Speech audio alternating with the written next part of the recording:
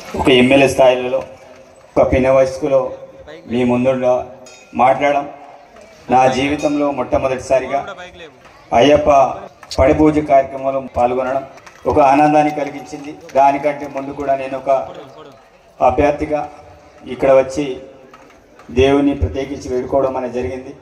నా కోరిక కూడా పూర్తి స్థాయిలో సిద్ధించడం, మీరందరూ కూడా ఆశీర్వదించడం, దేవుని మీద భక్తి పారవశ్యం ఎల్లప్పుడూ ఉండాలి.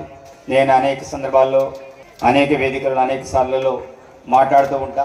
పెద్దవాళ్ళు దేవులతో సమానం. ఎందుకంటే ఆ రోజుల్లో దేవుని యొక్క అభిమానం, ప్రేమ, అదేవిధంగా భక్తి పారవశ్యం అనేకం. కానీ వస్తున్న పరిణామాలలో చాలా వరకు దేవుని మీద భక్తి తగ్గిపోతున్న తరుణంలో ఇలాంటి పడిపూజ కార్యక్రమాలు కావచ్చు, స్వామి దీక్షలు కావచ్చు, మన సంస్కృతి సాంప్రదాయాలను కాపాడడానికి, భవిష్యత్ తరాలకు అందించడానికి ఇలాంటి కార్యక్రమాలు ఎంతో ఉపయోగకరంగా ఉంటాయి.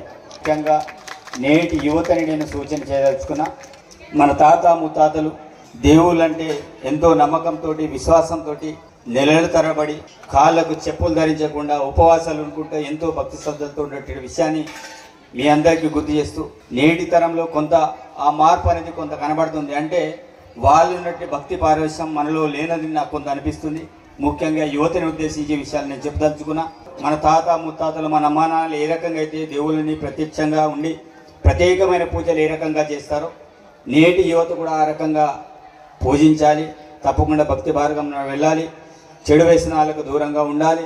ఎప్పుడు కూడా మన అమ్మా నాన్నలు, మన తాతలు ఎప్పుడు కూడా చెడు వ్యసనాలకు చాలా దూరంగా ఉన్నారు. కానీ ప్రస్తుతం కాలం మారుతున్న గుణంగా మనమంతా కూడా మారుతూ పోతున్నాం. ఈ రోజు తల్లిదండ్రులకు విజ్ఞప్తి చేస్తున్నాను, తప్పకుండా మన పిల్లల్ని మనం ఎంత జాగ్రత్త పెట్టినా వాళ్ళలో ఒక మంచి ఆలోచన లేనప్పుడు మనం ఏం చేయనటువంటి పరిస్థితులు ఉంటాయి. కాబట్టి ఇలాంటి దీక్షా కార్యక్రమాల వల్ల వాళ్ళు చాలా రకాలుగా మార్పు జరుగుతుంటాయి. ఈరోజు ఆదివాసీ సమాజంలో కావచ్చు, మహిళలు కావచ్చు, హిందువులు కావచ్చు, ప్రతి ఒక్కరు కూడా ఎవరైతే దీక్ష రూపంలో పట్టుకున్నాడు, కేవలం దీక్ష ఉన్నప్పుడే కాదు, దీక్ష లేనప్పుడు కూడా మనం దీక్ష వేస్తున్నాం.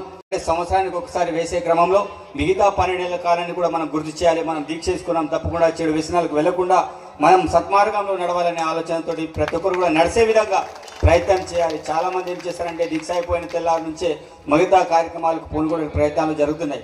ఈరోజు దీక్ష చేస్తున్నామంటే మనం ఏమైనా చిన్న చిన్న లోపాలు ఉంటే అవన్నీ కూడా కడిగిపోవాలి, దోషాలనికి పోవాలని ఒక సదుద్దేశంతో దీక్ష కార్యక్రమాలు చేపడతాం. అదే రకంగా ఆ యొక్క కార్యక్రమానికి భవిష్యత్తులో కూడా మళ్ళీ అలాంటి తప్పులు చేయకుండా ఉండాలని ఇలాంటి పెద్ద పెద్ద కార్యక్రమాలు ఏర్పాటు చేస్తున్నాం. కాబట్టి ఈ కార్యక్రమానికి ప్రత్యేకించి నన్ను అయ్యప్ప భక్తులు కావచ్చు, అదేవిధంగా మన చైర్మన్ రాజుల సత్యం గారు కావచ్చు, నన్ను ఆహ్వానించి ప్రత్యేకించి నేను కూడా తప్పకుండా పొద్దు నుంచే పార్టిసిపేట్ చేద్దామని ఆలోచనతో రాత్రి అంతా ఇక్కడనే పడుకొని నేను కూడా ఈ కార్యక్రమంలో భాగస్వాములు కావడం నిజంగా నేను ఒక అదృష్టవంతుడు.